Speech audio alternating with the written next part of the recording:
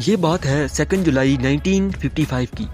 एक American flight ने New York से फ्लोरिडा की तरफ अपनी पहली उड़ान भरनी थी।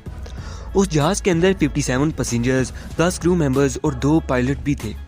पायलट्स के लिए ये दिन भी एक नॉर्मल दिन की तरह ही था, इसलिए फ़्लाइट को बगैर किसी परेशानी के टेक ऑफ कर लिया गया। जहाज़ को टेक ऑफ किए हुए 3 घंटे हो चुके थे और फ्लोरिडा एयरपोर्ट पर जहाज़ का कुछ अता पता नहीं था, इसलिए एयरपोर्ट अथॉरिटी ने जहाज़ को अपने रेडार के अंदर ढूंढना शुरू कर दिया, लेकिन अभी तक जहाज़ रेडार की रेंज में आया ही नहीं था। इसलिए न्यूयॉर्क कांटेक्ट किया गया कि जहाज़ अभी तक फ्लोरिडा एयरपोर्ट पर लैंड नहीं हुआ। और जब न्यूयॉर्क एयरपोर्ट के रेडार में फ़्लाइट को चेक किया गया तो सबके होश उड़ गए। देखा गया कि फ़्लाइट टेक ऑफ के कुछ ही मिनट के बाद रेडार से अचानक गायब हो गई। रेडियो सिग्नल्स के जरिए पायलट के साथ रब्ता करने की कोशिश भी की गई, लेकिन पायलट की तरफ से कोई भी जवाब नहीं आया। और जब न्यूज़ चैनल्स पर यह खबर फैली तो हर कोई यही सोचने लग गया कि फ्लोरिडा की तरफ जाने वाली फ़्लाइट कहीं रास्ते में ही गिरकर तबाह हो चुकी है।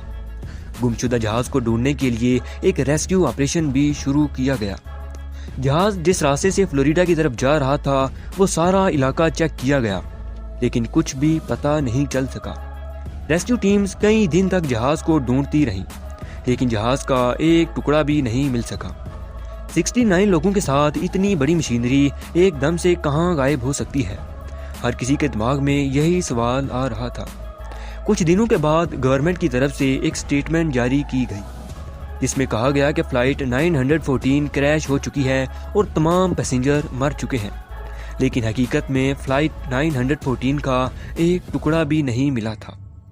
इन्फोटेनी टीवी की एक और शानदार वीडियो में आपको खुशामदीद। वक्त गुजरता गया और तकरीबन 37 सालों के बाद 9 सितंबर 1992 को क्रैकस एयरपोर्ट के रेडार में एक नया नुक्ता अपीयर हुआ। ऐसा लग रहा था कि एक फ़्लाइट एयरपोर्ट पर लैंड होने वाली है। जो शख्स रेडार पर नज़र रखे हुए था वो एकदम से हैरान हो गया, क्योंकि ना तो इस किस्म की किसी फ़्लाइट की खबर दी गई थी और ये जहाज़ भी दिखने में काफ़ी पुराना लग रहा था।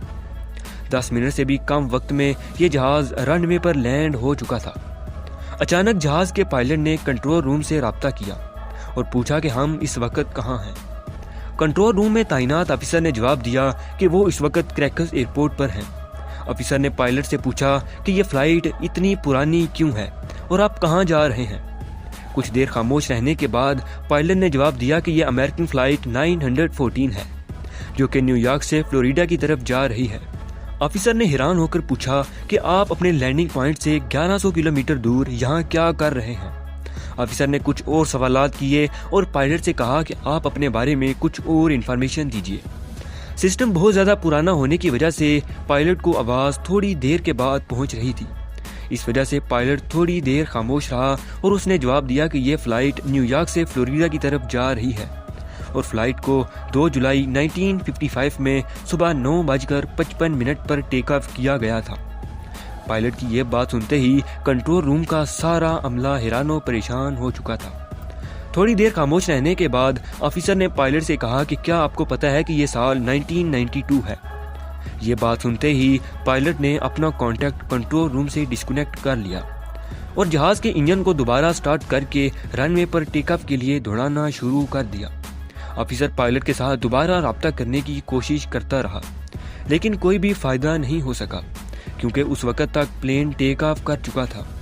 कुछ मिनट हवा में रहने के बाद वो फ़्लाइट रेडार से भी अचानक गायब हो चुकी थी। ये बात आग की तरह पूरी दुनिया में फैल गई और हर जगह इसी मिस्टीरियस फ़्लाइट 914 के बारे में बात होने लगी।